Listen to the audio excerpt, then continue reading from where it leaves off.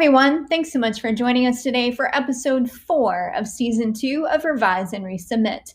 I'm Dr. Kim Bissell, the Southern Progress Endowed Professor in Magazine Journalism and the Associate Dean for Research in the College of Communication and Information Sciences at the University of Alabama. And I'm Dr. Annalisa Bowen, an Assistant Professor in the Department of Communication Studies, also at the University of Alabama. And we both work in the Institute for Communication and Information Research, or the ICIR, at UA. Before we tell you anything about our guest today, we do have to tell you that today's recording was like a series of unfortunate events. We are recording these episodes remotely, and one or more of us dropped out 3 different times. So we're really sorry, but hang in there with us because this is such a great conversation. Today, we're going to be talking about influencers and what's called micro and macro influencers. I truly learned so much in our conversation today. We're also going to be talking about health campaigns and the way campaigns can be designed to actually help people. Imagine that. Yeah, I mean, imagine that. And it can be confusing, right? When we think about not only influencers and then also health and health campaigns and how influencers can actually influence. And am I an influencer? Not when it comes to social media. But I can't tell you how many times I see ads that are identified by a hashtag, and then there are a number of times that I don't know if somebody on my social media feed is advertising something or not. And then I don't even know if I can define influencer or pick out different influencers in my own social media feed. But understanding the ways that influence happens, particularly when it's not just about like what jeans we should be buying, but about our health, that's important. Please join us in welcoming Dr. Becky Britt, an associate professor in the Department of Journalism and Creative Media. Dr. Britt has a lot going on between writing proposals for external funding, analyzing data, and starting new projects with her collaborators. So welcome, Dr. Britt.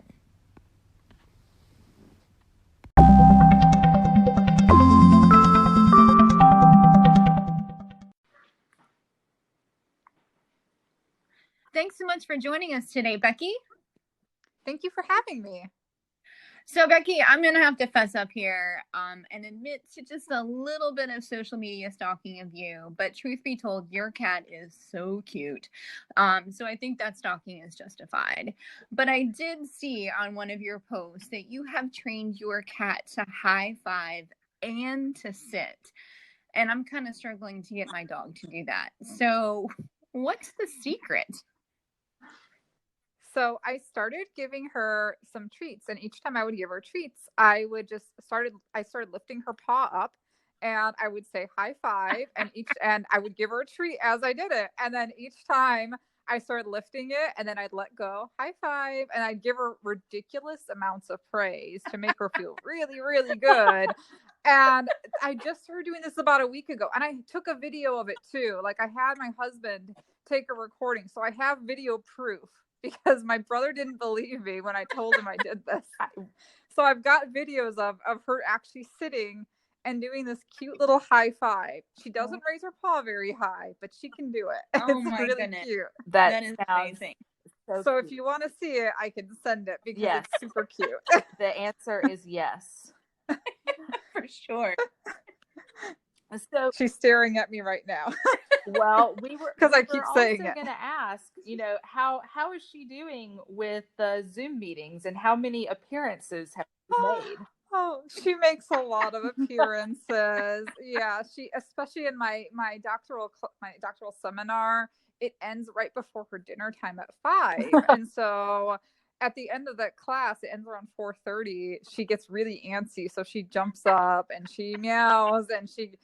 She's walking across sometimes she walks across the computer, and I have to scoop her down. And I always apologize, and I just hope that I say, oh gosh, I'm so sorry. There she is. But she's really cute, and she can't help it. So I say she's getting her doctoral education. There you go. There you go.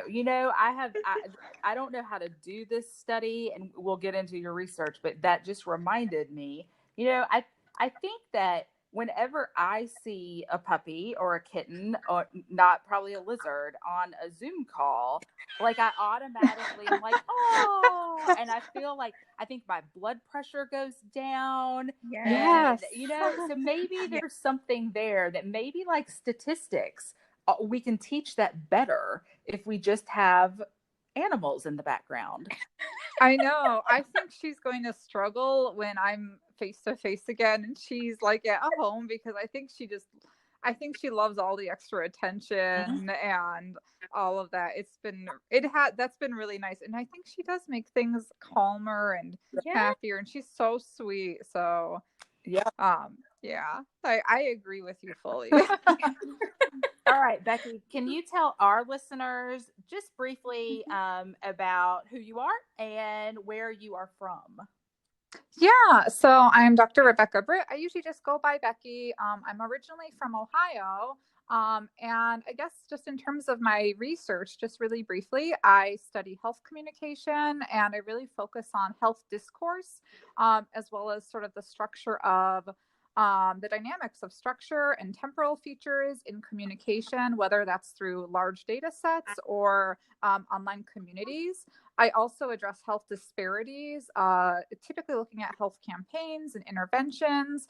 And right now, I'm really doing a lot of work seeking to extend theories associated with online communities of practice in an interpersonal and organizational level, using pretty much a wide variety of theories and methodological approaches. So that's pretty much me in a nutshell.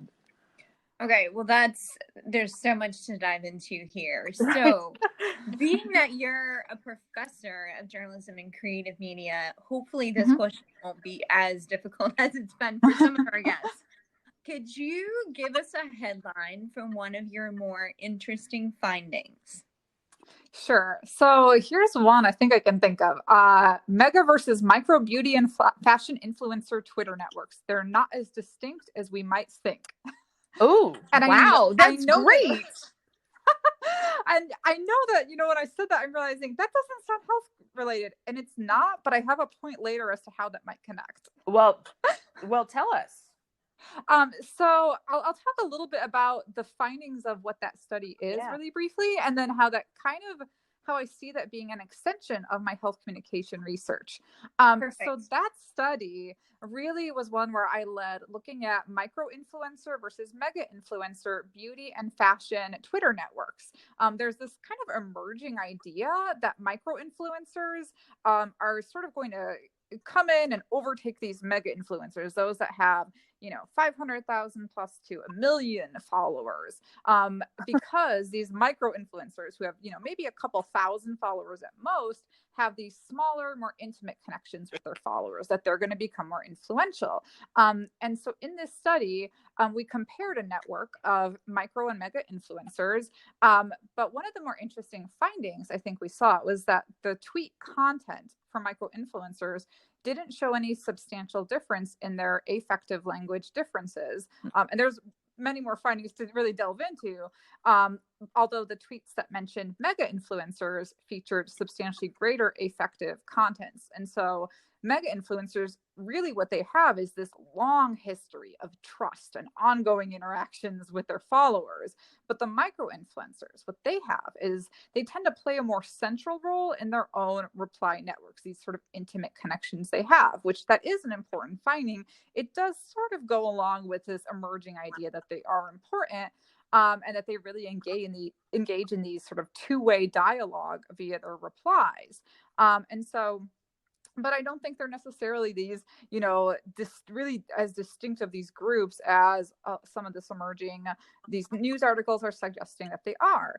And so the connection, I want to say that why this relates to health, because I know the study itself, it's not really health-based, but I see it as an extension of one, because looking at how individuals who promote content that influences their individual appearance, which has an effect on someone's well-being, their individual sense of self, their self-presence, studies like this, I think they help to understand what the networks are, the role these users have, and I think they pave the way for additional research lines that will allow me and my research teams to examine the influence of these users on how individuals' self-esteem functions, their self-presence, really importantly, their body image and other issues that emerge.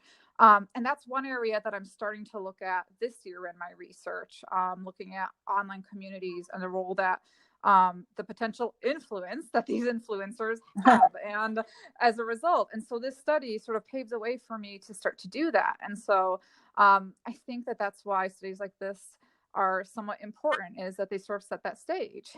Definitely. Well, I have to say, Becky, I mean, this all sounds fascinating, and you're really talking about work that aligns with some of the work that I've done. Can you tell our listeners a little bit more about how this comes together methodologically? Like, how do you actually study this? Yeah, so there are a lot of ways to study this, I think. And so I think I'll speak broadly about this because so one of the ways that we can do this is and I want to say, and the reason I want to say this broadly is because there's no one right or wrong way to do it. There's in this study we looked at Twitter posts, and so we scraped a number of Twitter posts to look at this sort of broadly. But there are other ways to do this. So you can do a qualitative analysis of a sample of Twitter posts. Even rhetorically, this can be done looking at sort of the content of posts and deriving the meaning therein. And quantitatively, there can be predictions that are made about the associations of certain users, user-to-user networks, and so forth. And so there are a lot of ways that this work can be done. I think one of the things that I'm really looking at more recently is looking at sort of what are the broad sort of discursive practices being made, and how has that evolved over time in many of these online communities, as well as, whether it's on Twitter. I'm starting to look at some things on Instagram. And so a lot of that, sometimes it's done through data scraping, sometimes it has to be done manually. And so it just really depends. And so I love the question that you asked, because there's really so many approaches that it takes. So, I mean, first, I have to say I was a little bit like, when you talked about these minor influencers even having 1,000 followers, because that makes me like we post things from the ICIR and we like get 3 likes. We have 7 followers. So we gotta step up our game. So tell us a little bit about, you've been mentioning we've done this and we've done that. Who is your we? And tell us a little bit about the collaborative process of your work. Sure.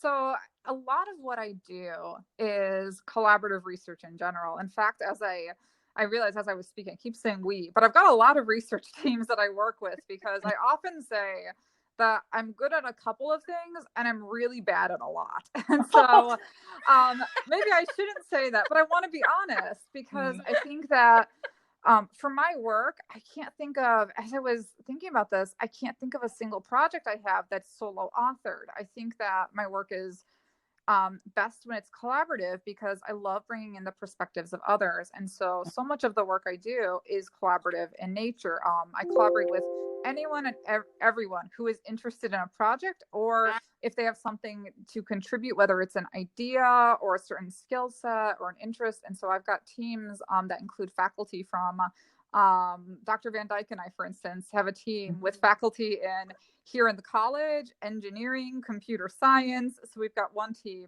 another team from a project that I have with, this is more of a health-based project it's wrapped up, but we're still kind of working on a few research articles from it. Includes faculty from here at the University of Alabama, South Dakota, and faculty in the state of Texas. And so we're really widely dispersed.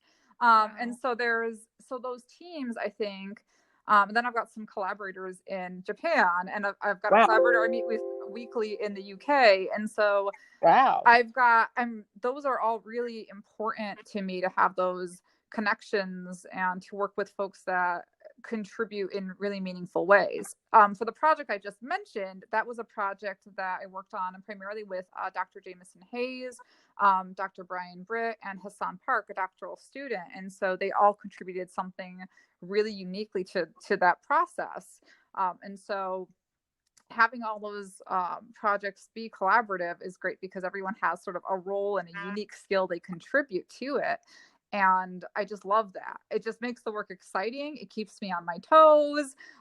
In the case of some of the ones that are where I have overseas collaborators, sometimes I've got meetings that are at unusual times. I just had a meeting this Monday at 6 p.m. because Japan is it's 14 hours behind or ahead. I'm not sure, but it was 8 a.m. for her. And so we made it, but we made it work. And that's when we've been meeting, and it keeps things fun.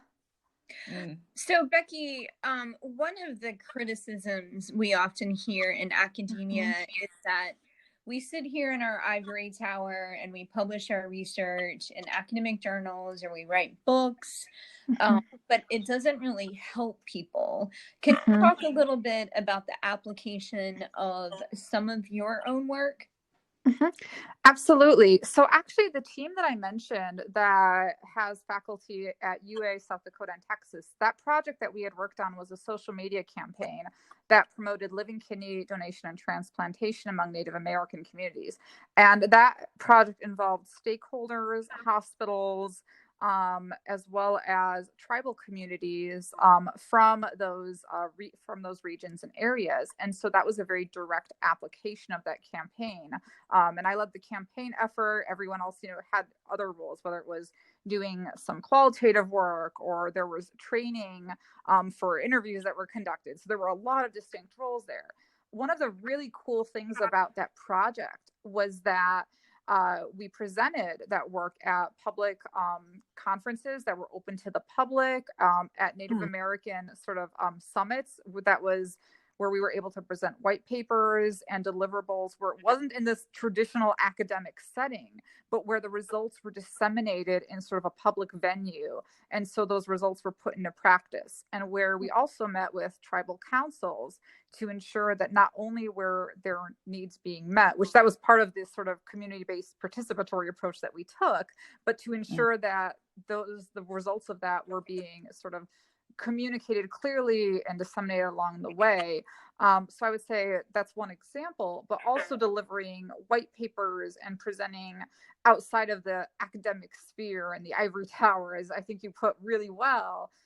That's been something that's been really important. And so I think that is something that makes work, especially with health communication, so important, is that often these issues that we look at and seek to address, especially with health disparities, which is often at the crux of what I do, is seeking to work with partners and say, how can we get this out there and put into practice? Or how can we present these findings in a way that make it useful, or make it at least, is there someone that would benefit from this? So it's not just this paper that sort of sits behind a paywall, so to speak. That's a challenge. I'll be honest, it's a huge challenge. Yeah. I find that too, that working with some of my collaborators and serving on I serve on a board for the Japan-US Communication Association, because a lot of my work is also culturally based. And so some of the things we talk about are how do we get the work out there? How do we get the word out there? Whether it's through producing newsletters, putting those out there publicly online. I think things like that help. I think there's a lot of work to be done, but I think some of those things can certainly get out there. And so I think that's one of the great things too about doing this campaign and intervention work, where community members are involved and we're doing this work where even if things are put out there online, or where you're presenting at these sort of non-traditional spheres, can really put it into practice. So you talk a lot, you've talked a lot about the health communication aspect, but that involves health. And you've talked about kidneys, and I know you do work with dentists and dentistry. So how do you get involved in those kind of multidisciplinary projects, and what is your background in the health aspect? Yeah, that's a wonderful question. So one of the things that I'm always doing is educating myself on priority health issues, both for the state, the region, as well as nationally. And when I look at those issues, I try to work with collaborators and address and figure out ways to address those. And so some of the studies that have emerged are starting points that I use as pre-data in grant applications to design interventions, or to work towards seeking funding for developing interventions or campaign efforts to improve, say, oral care uptake in, say, rural health areas that might need better adherence or education and guidelines for those areas. In the case of cardiovascular disease, that's another big area and a really big issue in the country. And so that's a really big thing for me, is to really educate myself and keep abreast of medical issues in the country. And I really try to pay attention to, again, at the state level, what those issues are and what are ways I can serve or seek to address those issues. And so one of the big things for me has been to gather sort of that early data and develop those studies, gain an understanding of, in many cases, public discourse, and then as well as other studies, and use that to help inform my research, which is in many cases grant applications, as well as other projects. So that's a wonderful question, and that's a lot of the other work I'm doing right now too. So I'm really glad you asked that. And it makes sense, right? Because, you know, like, I mean, when I read academic journal articles when I WebMD myself and then try to go find a journal article, I'm like, I don't understand this at all, but I understand the WebMD part. Yes. And so, you know, when you talk about, hey, I'm going to actually, you know, hear what people are talking about, that makes what we do, also the research component, more accessible as well. Yes. Yeah, exactly. And I think you're exactly right. And that's exactly how I think, I think that I consider that as well. So I think that's a great example for another study idea. Yep. So shifting gears just a little bit, Becky, again, putting on the hat of an academic, it's sometimes discouraging or tough to be going through the revise and resubmit process. And it takes a good bit of motivation and persistence. Can you tell us about an experience that you've had with revising and resubmitting and persisting, and kind of how you stay positive and optimistic with all that? Yeah, that's a wonderful question, because I think, you know, thinking about that, I think back to my graduate training at Purdue University, where we were taught early on that you persist, that you continually submit, you if you get an R&R, you do that R&R, you address, you know, feedback, you know, assuming you agree with it, and, you know, or you try to find ways to address it or think, you know, is this something that will contribute? I actually had a great R&R experience at Mobile Media and Communication this year, where the feedback, it was extensive feedback I received, but it actually really made the manuscript a lot better. The reviewers were extensive and thorough, but they were right about their feedback regarding the study, and they provided great methodological insight. And so I actually really appreciated that process. And it was one where I was like, wow, this is actually really helpful. And this actually makes a lot of sense. And so that process was one I appreciated. And I think the editor was great in that process. And so it really worked out quite well. And then I've had other experiences where I've had multiple R&Rs where it's gone beyond one round and then it's an accept, or no, it's gone through 2 or 3, and you're wondering, is this thing ever going to get published, or why am I doing this? Am I doing 2 R&Rs just for it to get a reject? But no, it is that persisting process where you're doing it, and you're, you know, obviously if you're being pushed through the ringer, the idea is there's a goal in mind. And so, Becky, finally, we're going to switch gears just a little bit more. And as academics, we have the good fortune of being able to travel to different countries or different cities around the U.S. for conferences to present research. And you've mentioned a little bit about where you have gone to talk to actual people about the research that you've done, who are not academics. What is one of the favorite places that you have visited or would like to visit to present your research? My favorite place that I visited was Japan. I loved visiting Fukuoka. That was by far my favorite location I've gone to. Wow. So I was in Japan, and I have to say my experience was a little bit different, and it may have been the jet lag and all of that sort of stuff. I loved being in Japan, and some of the things that I got to see were kind of cool, but I think it was also challenging as an American who does not speak any Japanese. I kind of felt like, I'm having a hard time getting around not knowing Japanese, but it was definitely beautiful. So I love to hear that. Becky, it has been such a pleasure to talk to you today and learn so much about the research and all that you have going on. Thank you so much for spending time with us. Thank you very much for having me. I really enjoyed this today. Thanks, Becky.